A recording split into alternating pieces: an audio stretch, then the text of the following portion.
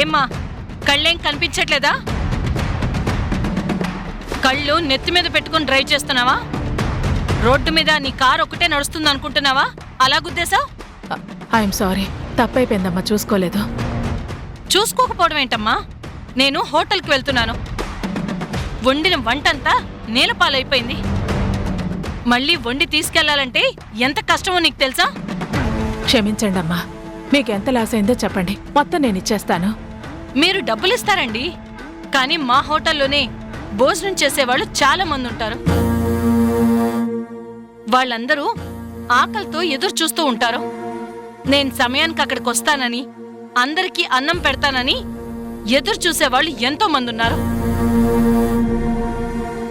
ఈరోజు మీరు చేసిన పని వల్ల అక్కడ వాళ్ళందరూ పస్తులుంటారు. మళ్ళీ నేనెప్పుడు ఇవన్నీ రెడీ చేసి తీసుకెళ్ళాలి? డబ్బులిచ్చినంత మాత్రాన నా నష్టాన్ని పూడ్చగలరేమో, కానీ వాళ్ళ ఆకలిని తీర్చలేరు కదా. ఇంకెప్పుడు ఇలా చేయకండి.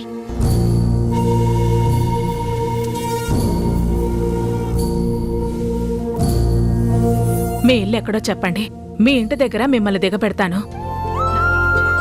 అన్నయ్య, నన్ను ఆశీర్వదించండి అన్నయ్య. దీర్ఘ సుమంగళీ భవ. లేమ్మా. అన్నయ్య, నాకు ఆయనకి ఉన్న పెద్ద దిక్కు మీరే. మీకన్నా ఆప్తులు ఇంకెవ్వరూ లేరు. ఈరోజు మీ ఆశీర్వాదం నేను ఒక్కదాన్నే తీసుకోగలిగాను. మేమిద్దరం కలిసి తీసుకునే రోజు రావాలి అని ఆ దేవుణ్ణి కోరుకుంటున్నాను. తప్పకుండా వస్తుందమ్మా.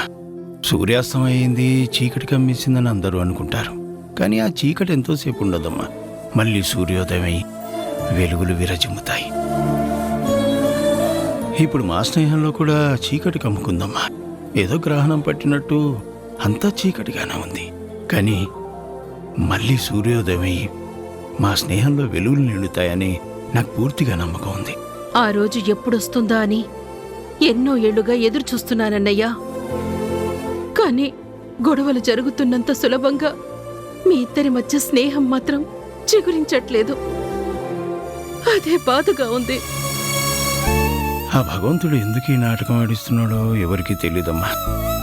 జగన్నాటక సూత్రధారి ప్రస్తుతానికి నటన సాగిస్తున్నాడు, కానీ ఎల్లకాలం ఇలాగే ఉండిపోదమ్మా. తప్పకుండా మమ్మల్ని కలుపుతాడు.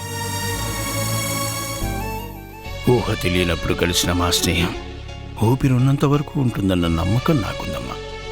ఏంటన్నయ్యా, నాతో మాట్లాడాలి అని ఇక్కడికి రమ్మన్నారు?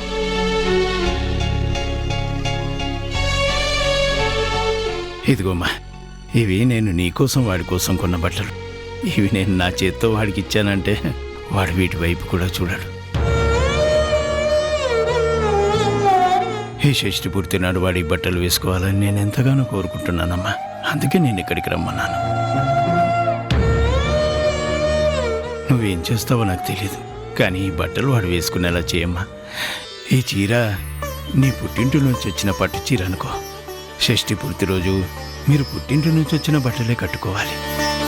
అందుకే ఆ దేవుడి సమక్షంలో ఈ బట్టలు నీకు ఇస్తున్నాను. వాడి బట్టలు కట్టుకునేలా చేయమ్మా. తీసుకో తల్లి. తప్పకుండా చేస్తానన్నయ్యా. ఏం చేసైనా సరే ఆయనకి మీరు తీసుకొచ్చిన డ్రెస్ వేసుకునేలాగా చేసే బాధ్యత నాది. అక్కడ జరిగే ఫంక్షన్లో మీరు లేకపోవడం మాకు లోటుగానే ఉంటుందన్నయ్యా. కానీ పరిస్థితులు ఎలా ఉన్నాయో మీకు తెలుసు కదా. ఈ బట్టలు మాత్రం ఆయన తప్పకుండా వేసుకుంటారని నేను మీకు మాటిస్తున్నాను. వాడి పిలవకపోయినా నేను వస్తానమ్మా. వాడికి జరిగే షష్ఠి పూర్తి నేను చూడకపోతే ఎలా? తప్పకుండా వస్తాను. కానీ నువ్వు మాత్రం ఈ బట్టలు వాడు కట్టుకునేలా చేయమ్మా. అలాగే అన్నయ్య, వస్తాను. అలాగే అమ్మా.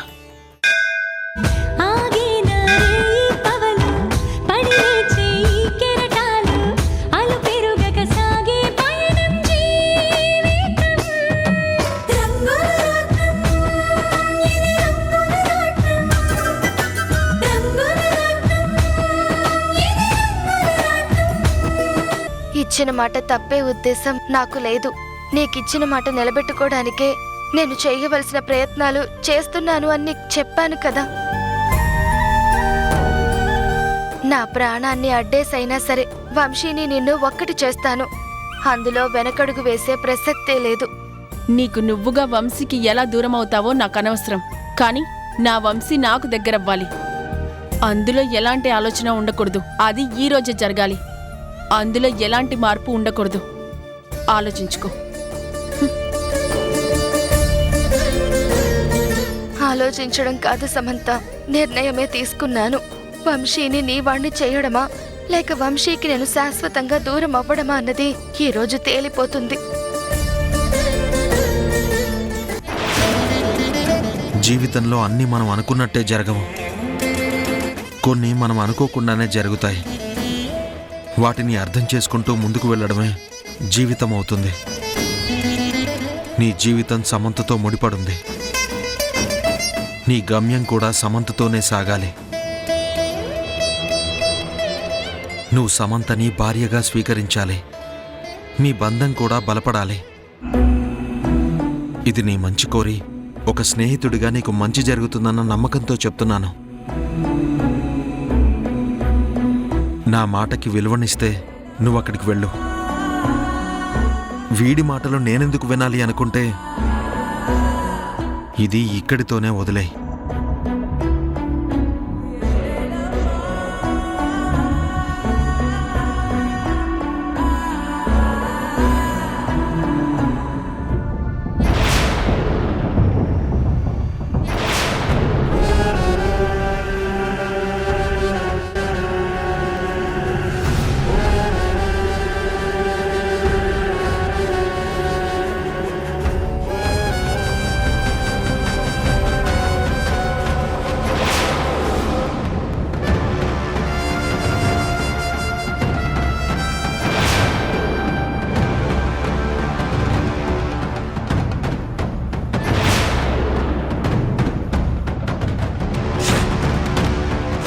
అమ్మా, కాఫీ తీసుకోండి. ఆ,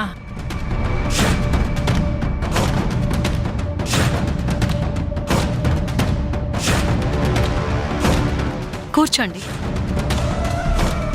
మీరు కూడా కూర్చోండి.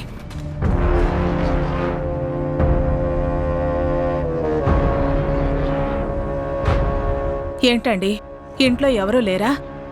మీరొక్కరే ఉంటారా? లేదండి, నా కూతురు అల్లుడు అందరూ ఉంటాం.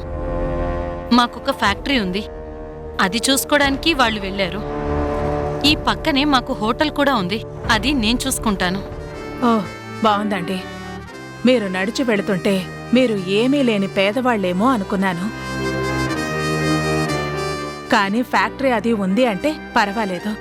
అన్నీ ఉన్నా మీరు ఇంత సింపుల్గా ఉండటం నాకు చాలా ఆనందంగా ఉంది.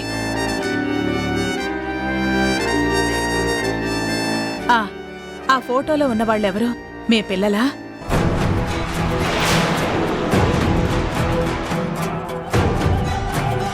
కూతురు అల్లుడు అనే చెప్పారు. అందులో ముగ్గురు ఫోటోలు కనపడుతున్నాయి. ఆ ముగ్గురు మీ పిల్లలా? చెప్పండి.